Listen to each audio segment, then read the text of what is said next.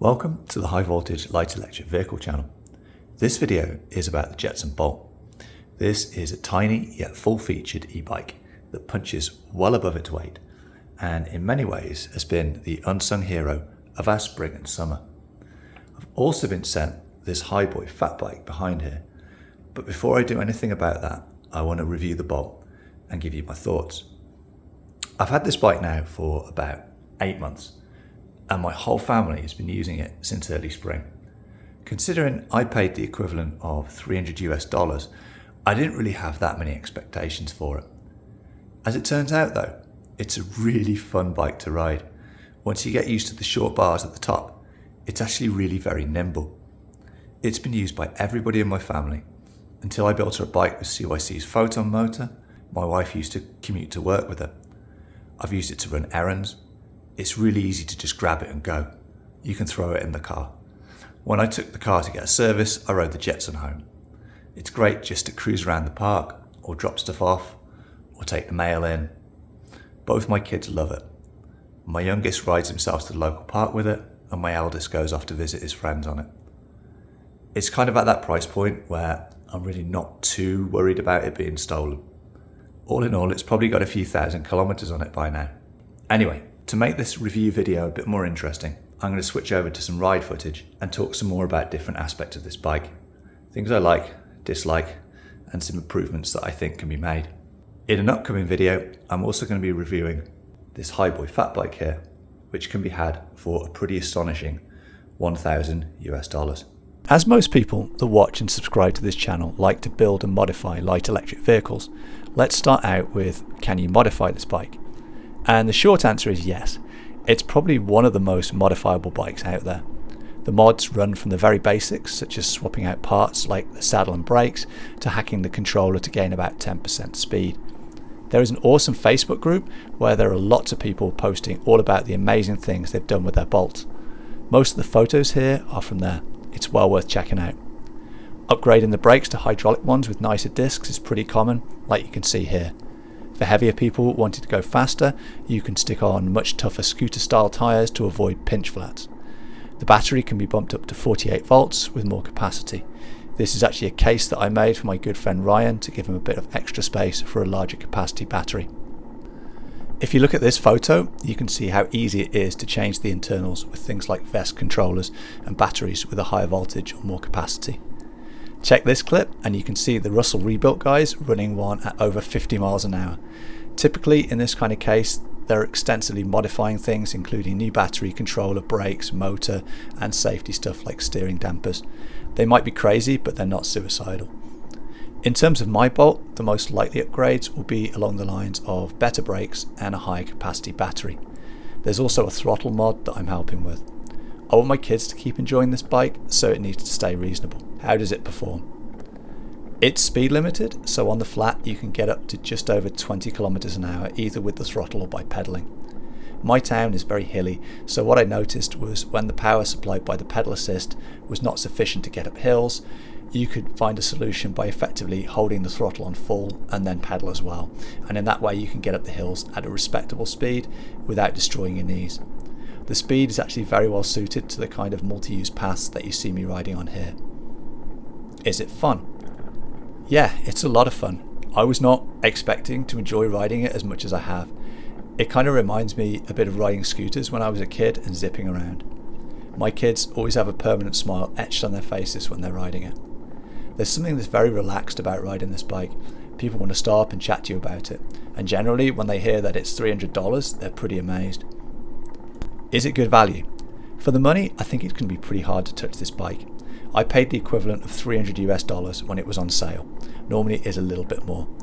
The only things I've seen that come even close to this are some of the scooters, but for versatility, I think this has the edge on a scooter because you could add racks and things like that to carry more. There's also more of an exercise value to this, and I think it will be more effective uphill. The cheaper scooters are starting to get a bad name for themselves in some places, and you've literally got everything that you might need here except a lock and a helmet. What's the build quality like? For such a low price, I was quite impressed with how it was put together. I've had to adjust the brakes a bit after the first few rides, but it was pretty painless. I went over the whole bike and I couldn't find any loose bolts.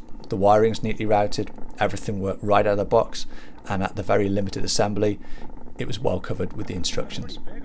It's hard to fault anything when it's such a low price. We must be approaching 2,000 kilometers on it by now. The hardest part, like I say, has been keeping the brakes adjusted. They are a little bit tricky to get the cables in the right place to give you good braking force and not get rub on the discs. What are its main features? For such a small amount of money, the list of features this bike comes with is quite impressive. You get cadence-based pedal assist, a twist throttle, battery life indicator, there's a built-in front light and a clip-on backlight that goes in the seat post. There are mudguards front and rear, there's a chain guard, the seat has a spring for comfort. Brakes are of the mechanical disc brake type and are front and rear. You can buy this bike and have it out of the box and ready to ride in about 10 minutes. How long does it take to charge? A while.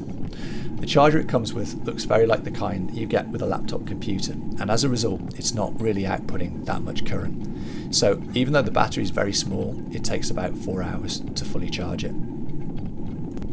Is it comfortable to ride? To a point, yes. I'm pretty bony, so I tend to suffer a bit with bike saddles.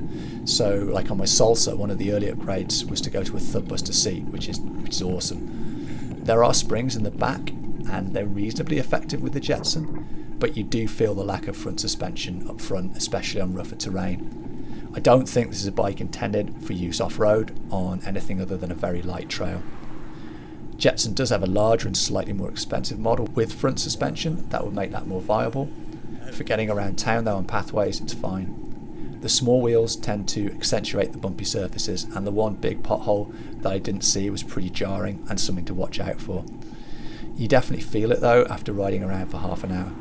Some people have used suspension seat post upgrades, and I think that's probably a very good thing as a first upgrade, as well as a more comfortable saddle. Is it an effective mode of transport? To this I'd say it depends where in the world you are and what you want to use it for. There are a lot of things that I think this bike would be ideal for. Short range commutes, especially where you have access to shared use paths, university campuses, places of work that have a large area distribution, maybe even within large warehouses, getting around in parks. Another use I could see is for people that use RVs or caravans. It'd be really easy to take a couple of Jetson Bolts along to have some local mobility. Where I live in Canada, it's definitely a seasonal bike. Just for fun, I took this out on the road when it was icy. I didn't even make it off the drive. But spring, summer, and autumn, no problems. And if you live in an area where the seasons vary less, you're pretty much golden. There are limitations to the range with the bike, especially if you have to climb hills. Anything more than about 5% and you'll be using full power, which will deplete the battery relatively quickly. Can you get fit with this bike? I think so. Like if you ride this bike to and from your work every day, then you can't help but to get fit. I could feel the effort when I was riding around and using the pedal assist. The gearing is surprisingly well set up for the speed range it's designed for, so it does encourage you to put a decent amount of effort in. Going up hills in particular, in order to manage them at any kind of speed, you need to be pedaling. After 2 kilometers of hills, I could feel excitation.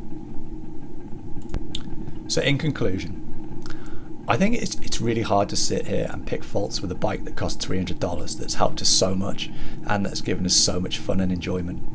For maybe another $150 of investment, you could have a really nice suspension seat post, a nice saddle and some better brakes.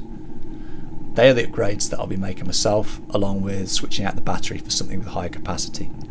I'm very careful where I charge this bike because it doesn't have a readily removable battery.